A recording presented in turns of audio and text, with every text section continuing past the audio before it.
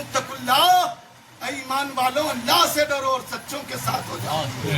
آج تو ایمان ایک چائے پہ لوگ بدل جایا کرتے ہیں، ایک چائے پہ ایمان بک جایا کرتا ہے۔ کیسا ایمان ہے یار، کیسے مسلمان ہو؟ کربلا کی تاریخ دیکھو اور بزرگوں کا کرم ہو جائے تو 7 پشت تمہاری بدل جائیں گے۔ ہم زندگی بھر درسگاہ میں مدرسے میں پڑھتے پڑھاتے رہیں اور کوئی گارنٹی نہیں ہے کہ عالم ہو جائے گا، حافظ ہو جائے گا، قاری ہو جائے گا۔ اور بزرگوں کی ایک نگاہ پڑ جائے تو ادارہ میں جانے کی ضرورت نہیں، عالم ہو جاؤ گے۔ سبحان اللہ، ایک نگاہ پڑ جائے، ایک نگاہ۔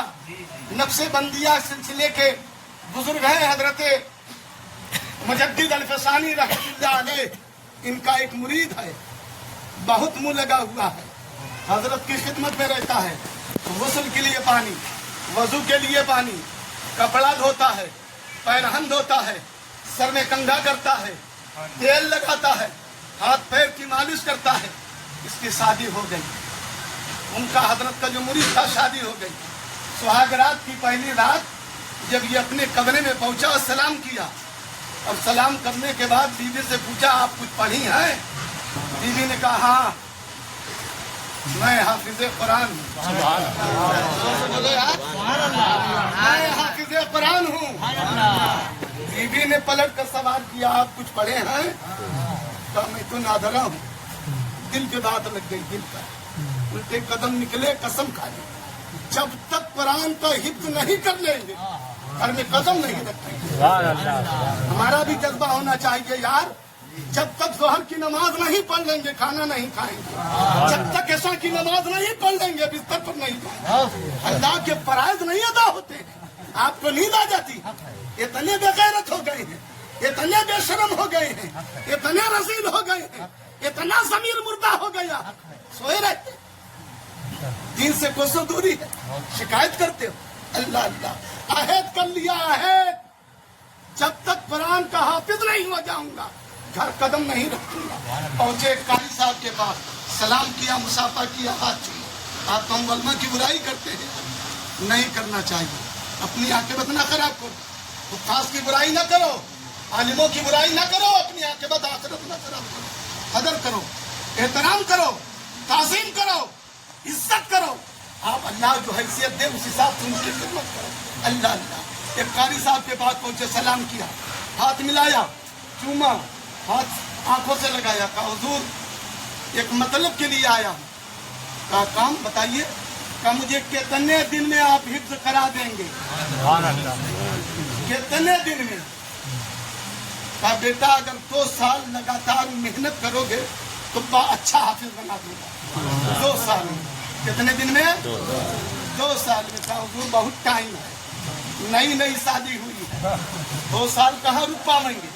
چھوڑا، دوسرے حافظ صاحب کے پاس پہنچے، سلام کیا، مصافحہ کیا، ہاتھ چوما، بیٹھ گئے۔ کہا سرکار ایک تمنا دل میں لے کر آیا، ایک خواہش دل میں لے کر آیا ہوں، ایک ضرورت کے تحت آیا ہوں۔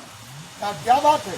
تو حضور میں حفظ کرنا چاہتا ہوں، آپ مجھے کتنے دن میں قرآن کا حافظ بنا دیں گے؟ کہا بیٹا اگر راتوں دن محنت کرو گے تو 1.5 سال میں حافظ بنا دوں گا۔ کتنے سال میں؟ 1.5 سال۔ کہا حضور بہت ٹائم ہے، اور آگے بڑھے۔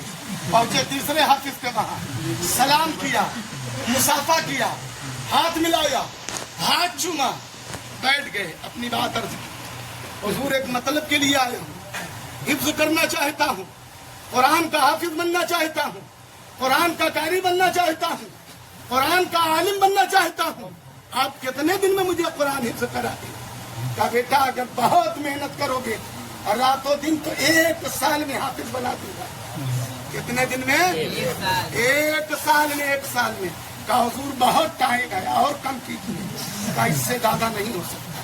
تیسرے کے وہاں، چوتھے کے وہاں، 5ویں کے وہاں، 6ویں کے وہاں، آخر میں پہنچے اپنے پیر کے وہاں، امام ربانی مجدد الفسانی شیخ احمد سرہندی بدر الدین جیلانی رضی اللہ تعالیٰ عنہ کی بارگاہ میں پہنچے، سلام کیا، ہاتھ چوما، بیٹھ گئے۔ کہا بیٹے کئی روز کے بعد آنا ہوگا؟ کہا حضور آپ کو سب معلوم ہے، شادی ہو گئی ہے۔ کہا ہاں ٹھیک ہے۔ کہا سرکار ایک میرا سوال ہے، آپ اس کا جواب دیں۔ कहा मुझे हिफ्ज करना है, हिफ्ज कुरान का। कितने दिन में आप कुरान हिफ्ज करा देंगे? कहा बेटा 1 महीने में। जोर से बोलो यार। कहा सरकार बहुत है 1 महीना। कहा 15 दिन। कहा सरकार 15 दिन बहुत है। कहा 1 हफ्ता। कहा सरकार 1 हफ्ता भी बहुत है। 1 हफ्ता भी बहुत है। कहा 1 दिन में बना दिया। पढ़ते हो कुरान, पढ़ते हो कुरान। दर्से कुरान अगर हमने न भुलाया होता, ये जमाना न जमाने ने दिखाया होता, वो जमाने में मुअस्सद थे मुसलमान होकर और हम खारिज हुए तारीख़े कुरान होकर।